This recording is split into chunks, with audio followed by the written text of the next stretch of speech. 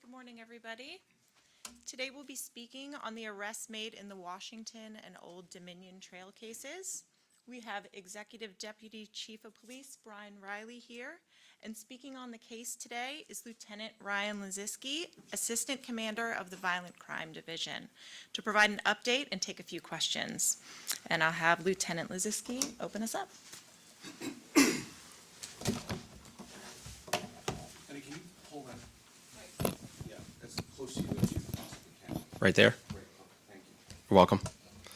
Hello, everyone, and thank you for being here today. I am proud to announce this morning that Fairfax County and the town of Herndon are safer communities today than they were just a few days ago. Over the last 2 months, a predator victimized over a dozen people and shook an entire community. The Washington and Old Dominion Trail is a 45-mile paved trail that runs from Shirlington to Percyville. It's a route for cyclists, runners, dog walkers, and families. Since the first case was reported on July 15th, the Fairfax County Police Department has worked an intense joint investigation with the Herndon Police Department to identify and capture a predator who has been assaulting and exposing himself to members of our community. The strong partnership with Herndon PD pointed detectives from both jurisdictions in the direction of a wanted individual as the suspect in these cases. The Fairfax County Police Department's Fugitive Track and Apprehension Unit arrested Juan Alfaro Rodriguez of Herndon on Thursday evening at a business in the 1000 block of Eldon Street in Herndon. The 42-year-old man had an outstanding warrant for attempted rape and sexual assault for an incident that occurred in Suffolk County, New York. He was taken to the Adult Detention Center and held without bond. Detectives also believe that Alfaro Rodriguez was associated with a series of indecent exposures and assaults on and near the W&OD Trail. Evidence developed in this case led detectives to obtain 3 warrants for indecent exposure for Alfaro Rodriguez. To include last night, our detectives obtained 2 more charges for an incident that occurred on August 18th. Our detectives are asking for any additional victims to come forward. We believe Alfaro Rodriguez may be involved in similar incidents dating back to July 15th, but we need your help. We believe there is information out there that could lead to additional charges. If you have any information that might help our investigation, please call 703-246-7800 and select option 3. Tips can also be submitted anonymously through our Crime Solvers tip line at 866-411-TIPS or 866-411-8477. Tipsters are eligible for rewards up to $1,000. I want to thank all of the community members that have provided information about Alfaro Rodriguez. I also want to thank our law enforcement partners in this investigation, including the U.S. Marshals and the town of Herndon. Officers in Fairfax County's Reston District Station, as well as those in our Violent Crimes Division, Criminal Investigations Division, Cyber and Forensics Bureau, and our Fugitive Track and Apprehension Unit, also worked hard to bring justice to every one of Alfaro Rodriguez's victims. Thank you, and with that, we will take any questions you may have. Yes, sir. Details about the Suffolk County crime. When did that happen, and how long was he on the run for? So that was approximately a year ago, and our detectives were able to establish that Alfaro had moved down here in approximately January of this year. Did he have family here, any relatives? We are not aware of any family members. He was living with an associate. You said that some of these crimes goes back to like July 15th. Is there a point on if you know that Rodriguez was actually linked to all of those cases, or are you still trying to work through just the latest cases? So that's a great question. So our detectives are working very hard with the town of Herndon detectives. They've been working as a great team. We do know that we have a series of suspicious events that began at the end of July, but when this really escalated and took a direction is when our detectives received some more validated descriptions and details about Alfaro Rodriguez. And that occurred about mid-August.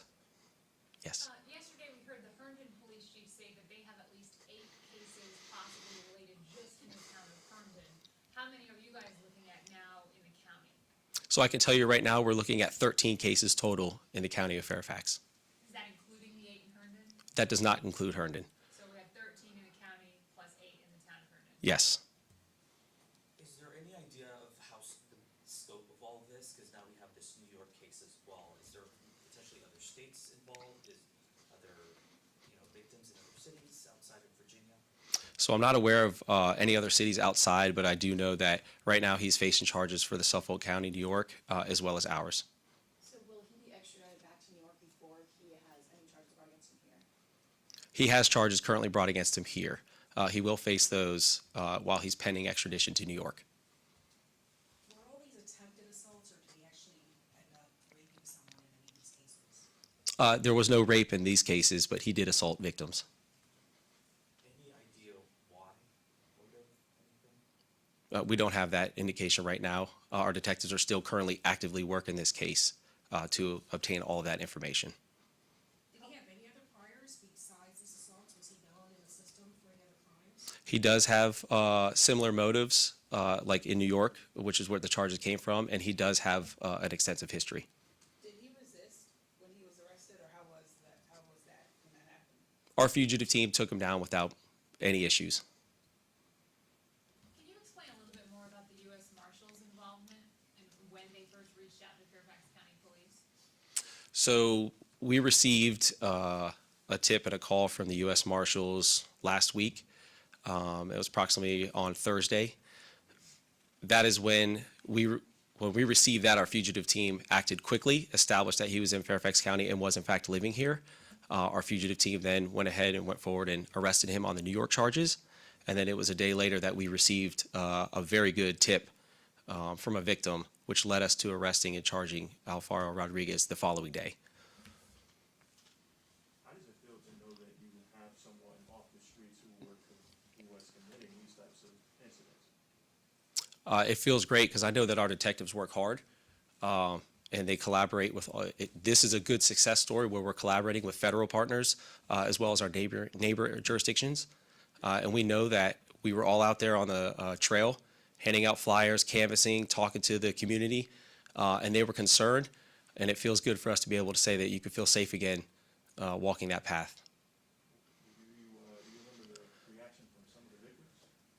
I did not specifically speak with the victims. The victim you were referring to, is that a local victim, the one who provided the tip that led to the arrest, or was that from the Suffolk County? It was from Fairfax County. Can you give us an idea on the victims? Were they all particular age? Was there a specific trend, or was it just random? At this time, the information that we have, it was just random people of opportunity along the path. And I want to make sure this is the only suspect. You don't think there's someone else out there, because we did talk to people who live in the area who say they recall hearing something, or they had roommates who experienced something a couple months, maybe even a year or two back. So we're sure this is the one suspect. There's no one else you're looking for or think might be out there? So this is the guy. This is who we're looking for. This is the one for this incident. What I can say is in talking with the community and why we ask, and it's very important to report these incidents, no matter how small they might feel it is, but we do learn that there are different things that people see when they're running on that path at various times during the day. The 13 other incidents, those extend back to January when he arrived in the area? No, sir, that's the end of July. Okay. Yes. All victims in this case, were they all women or identified as women? Yes. Yes, sir. You mentioned that another charge. Can you just go over the current charges against the suspect? So these, the three that were placed previously were for indecent liberties, and I believe the two last night were for the same thing. Okay, so 5 indecent liberty charges. 5 total, and we're still working diligently with leads and other evidence that we have to close out potential other cases that were reported. Is he cooperating with the investigation? Has he admitted to these assaults? So I'm not going to get into statements that he gave, but our detectives are doing hard work. Any opportunity they have to speak with him and verify information, they will obtain that information. What are the age ranges of his victims? Are they spread out, or are they It's spread out. Is the youngest victim 14? So what I believe you're referring to was an incident that happened away from the trail in the Western District. So we did respond to that. We looked into that one very carefully. And we do not believe at this time that that one is associated, but we haven't completely ruled it out because we want to make sure that we're including everybody. All incidents that took place around that trail.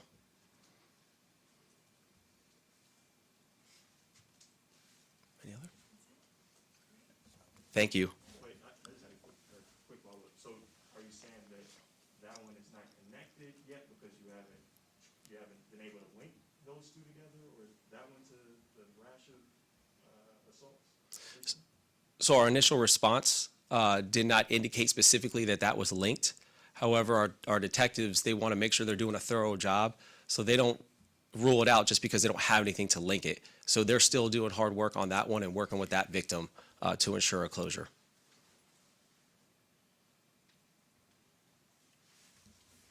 Well, thank you all so much for coming out today. We will be updating the information with our blog post, so please stay tuned to that, and you can follow us on all the social medias where we'll push that out at Fairfax County PD. If you have any further questions, you can contact us directly. Thank you so much.